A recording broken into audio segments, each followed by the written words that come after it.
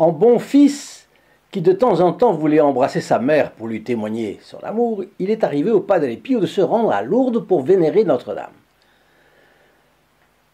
Les franciscains capucins ne sont pas cloîtrés, vous le savez, ils peuvent sortir de leur couvent, mais ils dépendent pour cela de l'autorisation de leur supérieur. Cela fait partie de la règle de l'ordre. En théorie, le Padre Pio aurait donc pu voyager. Mais concrètement, hormis le jour où une de ses sœurs est entrée au couvent à Rome, il n'a jamais demandé d'autorisation pour sortir du sien, n'en est effectivement jamais sorti, et en témoigne le registre scrupuleux des entrées et des sorties du monastère de San Giovanni Rotondo. Mais comme Lourdes et San Giovanni Rotondo sont deux endroits géographiquement éloignés de presque 1800 km, quelle contradiction dans les termes ai-je pu laisser échapper? Oui ou non, le Padre Pio a-t-il voyagé? Quel tour de passe-passe y a-t-il là-dedans? Chers amis fidèles du Padre Pio, bonjour, mon nom est Jean Goyard et vous assistez au programme sur les pas du Padre Pio. Aujourd'hui, je vais vous apprendre que le Padre Pio est venu à Lourdes. C'est d'emblée que l'ordre capucin a toujours compté de nombreux et excellents prêcheurs. Ils étudiaient la doctrine catholique, ils savaient prouver l'unité, la vérité, la cohérence de la religion catholique dans leurs sermons et conférences ouvertes aux fidèles. Et vous savez ce qu'on appelle l'apologétique, la partie de la théologie qui s'attache à défendre la religion catholique contre les attaques dont elle est l'objet et à démontrer sa véracité. Ils étaient experts là-dedans. Pour le faire, ils sortaient de leur couvent à pied ou à dos d'âne et allaient prêcher aux foules. Les capucins étaient spécialisés dans ces prêches au grand public, comme on dit de nos jours. Leurs deux grandes tâches étaient celles de prêcheurs donc et celles de confesseurs. Tous n'étaient pas de grands prêcheurs. Par exemple, Dieu n'avait pas donné au Padre Pio ce qui fait un grand prêcheur, mais il lui avait donné de nombreux dons, de nombreux charismes, tout à fait exceptionnels, qui ont fait de lui un très grand confesseur. Alors sa réputation de sainteté lui a vite attiré des filles spirituelles, mais au fur et à mesure qu'ont été connus ses stigmates, puis la vingtaine de charismes octroyés par la divine providence, les fidèles ont afflué vers lui. C'est le cas exceptionnel d'un moine qui ne va pas vers les autres, mais les autres vont vers lui. Ce monde du XXe siècle était préoccupé d'argent, de confort, de sensualité, et se révoltait de plus en plus contre la hiérarchie entre les valeurs, entre les hommes, entre les classes sociales. Et de ce monde a soudain émergé la stature immense du Padre Pio, personnage totalement hors série qui attirait par millions les âmes à la conversion. S'il y a un cas extraordinaire dans la vie de l'Église, c'est bien lui. Tel un homme sorti de l'innocence médiévale, il voyait dans les âmes comme dans un livre. Il lisait leurs qualités, leurs défauts, leurs péchés même anciens, qu'absolument personne ne pouvait connaître. Et au fond, faisant cela, il était comme une personnification de Dieu, parce que Dieu voit tout cela encore plus clairement que le Padre Pio.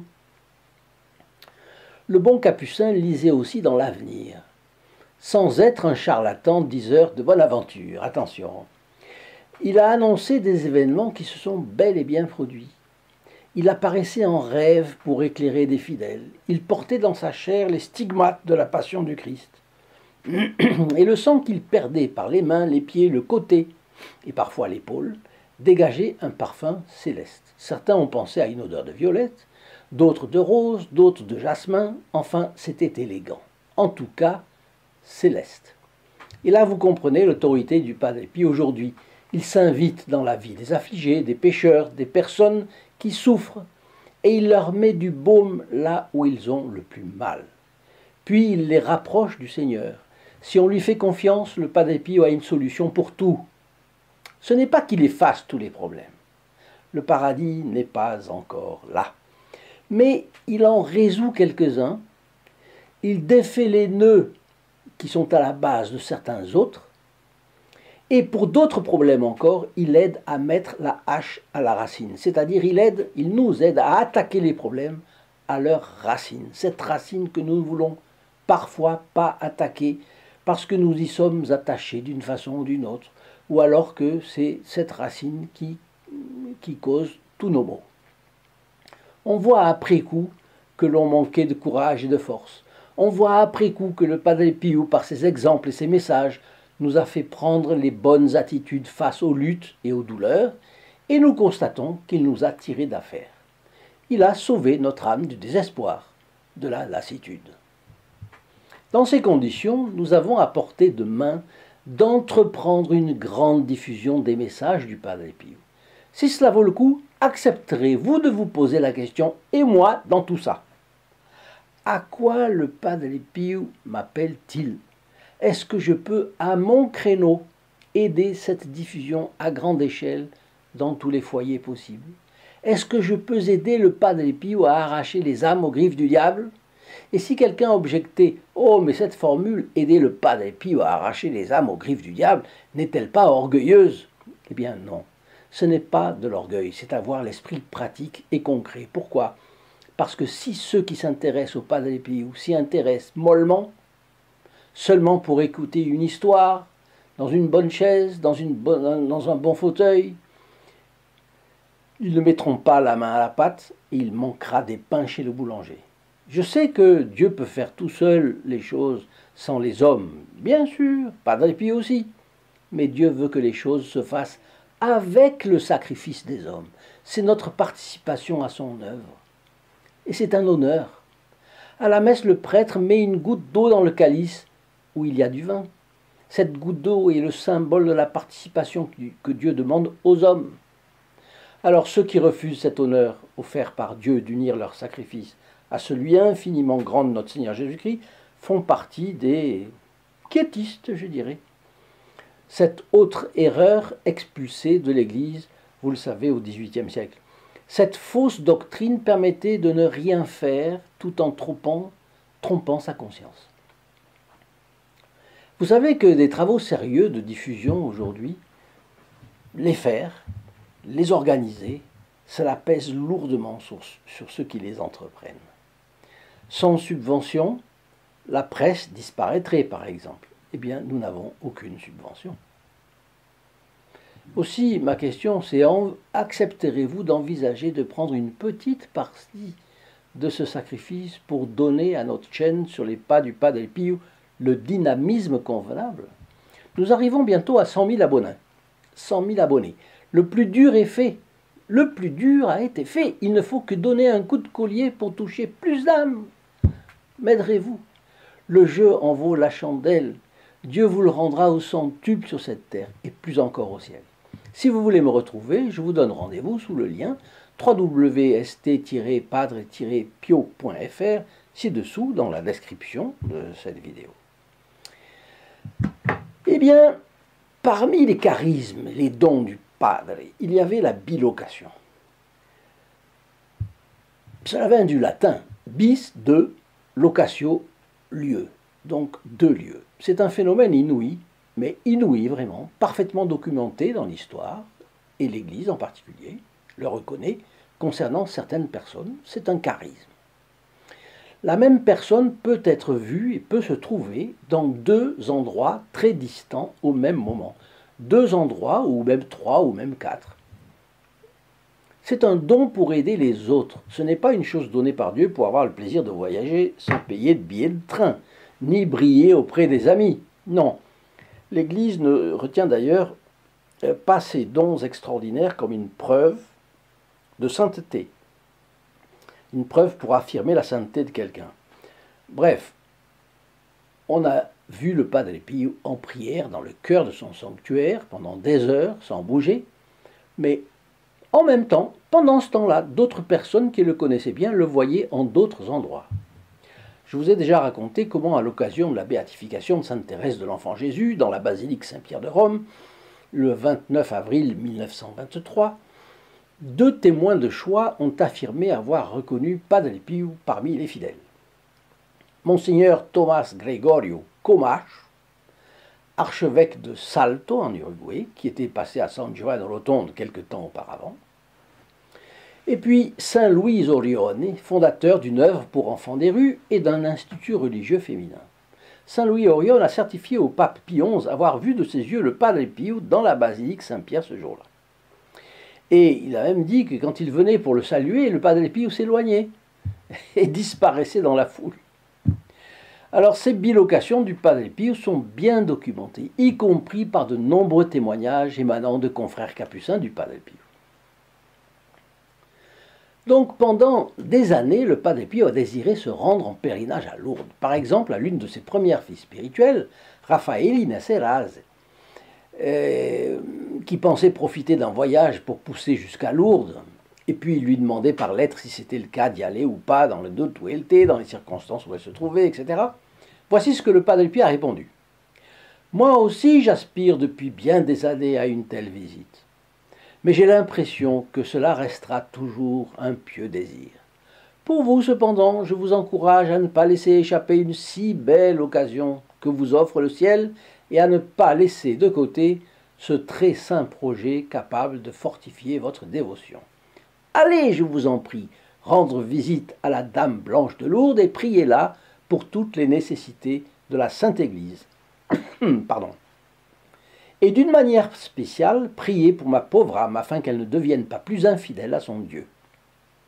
Et priez aussi pour celles qui me sont le plus chères. Déposez aux pieds de cette chère maman un de mes soupirs. Ah, si je pouvais lui faire une de ces visites. Quel bonheur et quelle insigne faveur du ciel ce serait pour moi. Mais que la volonté du Seigneur soit faite. C'est la lettre numéro 18 à Raffaellina Serase du 28 juillet 1914 qu'on trouve dans la 3e édition de 2019 de la correspondance du Padre Pio. Un jour, il raconte au père Rosario de Aliminuza que pendant de longues années, tandis qu'il était jeune, il avait ardemment désiré aller en pèlerinage au sanctuaire de Lourdes. Puis, une nuit en rêve, il vit cet endroit dans ses moindres détails, si bien qu'il put le décrire avec précision à quelqu'un qui s'y était rendu peu de temps auparavant. Et celui-ci, ce quelqu'un-là, confirma que la description du Padre Pio était parfaitement exacte. Depuis ce jour, dit le padre, je n'ai plus ressenti le désir d'y aller. Le père Rosario, qui savait que le padre se rendait souvent dans des lieux lointains grâce à ce don de la bilocation, lui attendit un aimable piège. Il lui demanda un jour, « Mais Lourdes, vous vous rappelez, on en a parlé, vous l'avez vraiment vu en rêve, hein, pendant que vous dormiez ?» Et le Padre Pio a aussitôt répondu, « Mais non, en fait je ne dormais pas, j'étais éveillé. » La première fois, il avait glissé discrètement sur le problème pour ne pas alimenter chez son interlocuteur de la dévotion envers lui-même. Et là, la deuxième fois, le confrère lui pose une question précise. Non seulement il n'a pas les mêmes raisons de le faire, mais il ne veut pas mentir. Voyez. Une nuit de juillet 1968, et nous sommes là à 2 mois de la mort du Padre Pio, le père Onorato Marcucci lui demande sa bénédiction parce qu'il va partir en pèlerinage à Lourdes, vraisemblablement avec un groupe de pèlerins. Et en plaisantant, il dit à notre bon Padre Pio, « Vous ne voulez pas venir avec moi rendre visite à la Sainte Vierge?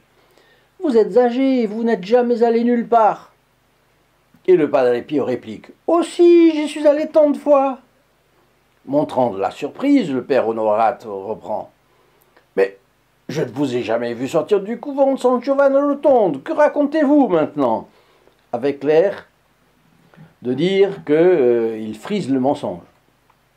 Et le Padre Pio ne veut pas passer pour menteur, auprès d'un collègue, bien sûr, d'un confrère. Alors il a répondu quoi? Il a dit, « Eh bien, à Lourdes, on n'y va pas seulement en train ou en voiture, on y va aussi par d'autres moyens. »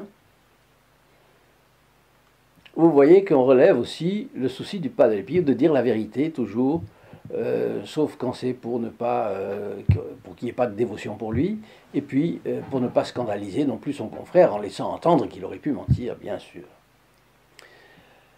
Alors voilà, maintenant un journaliste, parce que notre thème c'est bien sûr la bilocation, et voilà un journaliste de la radio-télévision italienne, la RAI comme on dit en Italie, a vu apparaître le Padre Pio dans son studio d'enregistrement juste avant de commencer un programme sur les malades, mais en direct. Était-il stressé, ce journaliste, et comment est-ce que le Padre Pio a pu arriver là? Eh bien, alors que s'approchait l'heure de l'émission, une terrible migraine a assailli ce journaliste. Et vraisemblablement, je pense, sous le coup du stress. Sa tête lui semblait prête à éclater. Il s'est senti totalement hors capacité de faire son émission, hors combat. Alors désemparé, il s'est appuyé sur un fauteuil et il a invoqué le Padre Pio. À ce moment-là, il entend un pas lourd qui s'approche, ainsi que le cliquetis de quoi? Le cliquetis d'un chapelet. Alors, il est quand même un peu... Le capucin? Est-ce le capucin? La porte s'ouvre et c'était bien lui. C'était bien le Padre Pio. Le Padre Pio qui s'est approché, qui a posé sa main sur sa tête. Et le journaliste s'est dit, bon, maintenant, me voilà avec une hallucination. Parce que une migraine affreuse, ça peut vous donner des hallucinations. Bon. Mais la douleur s'était évanouie et le capucin avait disparu.